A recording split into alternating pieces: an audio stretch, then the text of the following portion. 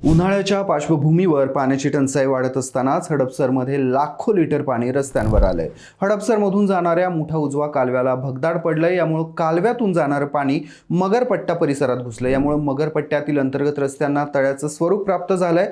आज सकाळी सुमारे 6च्या दरम्यान मगरपट्टा सिटीच्या मागील बाजूस असणाऱ्या कालव्यातून सुरुवातीला किरकोळ प्रमाणात पाणी झिरपू लागलं होतं। मात्र संबंधित ठिकाणी असणाऱ्या ड्रेनेज ॲक्वाडक्टमुळे कालव्याचा भराव आतून कमकुवत झाला। सुरुवातीला थोड्या प्रमाणात बाहेर येणारं पाणी बघता बघता कालव्याला भगदाड पडल्यानं अचानक मोठ्या वेगानं वाढलं। त्यानंतर खालून वरपर्यंत कालव्याचा भराव निघाला। त्यामुळे पाण्याचा वेग अचानक वाढला। काही वेळातच परिस्थिती गंभीर बनली। यामुळे मगरपट्टा सिटीतील अंतर्गत रस्त्यांवर तर पाणी शिरलंच, पण काही ठिकाणी ड्रेनेजमधून देखील पाणी उलट बाहेर येत होतं। यामुळे हडपसर औद्योगिक वसाहत परिसरातील अनेक रस्ते जलमय झालेत। या घटनेमुळे Magarpatta city, Hadapsar industrial area आणि कीर्तना बागेपर्यंतच्या वाहतुकीचा पूर्णतः बोजवारा उडलाय। यामुळे मोठ्या प्रमाणात ट्रॅफिक जामची समस्या उद्भवली आहे। धरणातून होणारा विसर्ग हा थांबवला असला तरी पाणी पूर्णपणे बंद व्हायला 7 वाजतील। नागरिकांनी या दरम्यान घाबरून जाऊ नये असं आवाहन प्रशासनाकडून करण्यात आलंय।